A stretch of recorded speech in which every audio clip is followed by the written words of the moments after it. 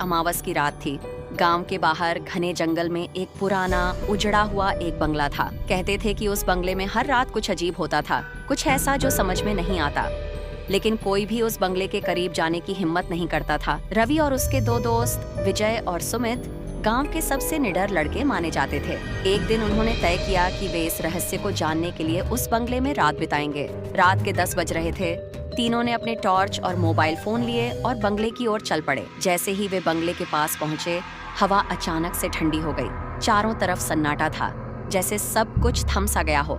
रवि ने बंगले के दरवाजे को धक्का दिया और दरवाजा चरमराकर खुल गया। अंदर घना अंधेरा था। उन्होंने टॉर्च जलाई और अंदर घुसे। बंगले के अंदर मकड़ियों के जाले, टूटी फूटी चीजें और दीवारों पर अजीबोगरीब चित्र थे। कमरे के बीचों बीच एक पुराना झूला था जो कि हिल रहा था, जबकि वहां कोई भी नहीं था। अचानक सुमित को लगा कि किसी ने उसकी पीठ पर हाथ रखा है। चौंक कर पीछे देखा, लेकिन वहां कोई नहीं था। सुमित ने इसे नजरअंदाज किया और आगे बढ़ गया।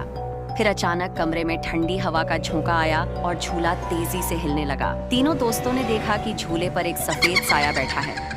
उनकी टॉर्च की रोशनी उस साए से टकराई और साए से रोशनी टकराते ही टॉर्च बंद हो गई और वह साया धीरे धीरे उनकी ओर बढ़ने लगा। जैसे ही साया उनके पास आया, उन्होंने देखा उसकी आंखें खून जैसी लाल थीं और चेहरा ऐसा मानो सदियों से सड़ रहा हो। तीनों के पैर जमीन पर जम से गए थे। कोई भी अपने पैरों को हिला नहीं पा रहा था। तभी साए ने एक चीख मारी, इतनी तेज कि उन तीनों के कानों से खून बहने लगा। रवि ने किसी तरह हिम्मत जुटाई और चिल्लाया, भागो!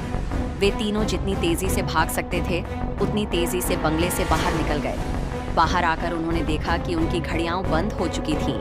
रात के ठीक 12 बज चुके थे। उन्हें समझ नहीं आ रहा था कि अभी जो बंगले के अंदर हुआ था वह हकीकत था या कोई भ्रम।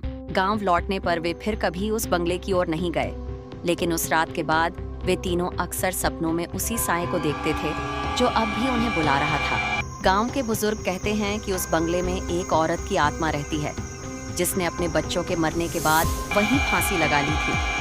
वह आत्मा अब भी किसी की तलाश में है जो उसकी पीड़ा को समझ सके और उसे मुक्ति दिला सके।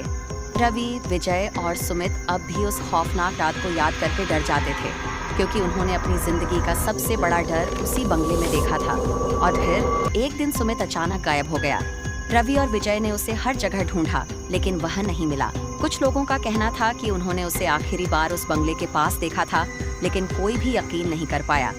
रवि और विजय के मन में अब बहुत सारे सवाल थे। क्या वह साया फिर से अपना शिकार ढूंढ रहा था? सुमित का क्या हुआ और आखिर सुमित कहाँ गया? क्या ये खेल रुक सकता है और क्या है उस औरत की कहानी और उसे मुक्ति कैसे मिलेगी? इसके लिए देखते रहिए, बस देखते रहिए।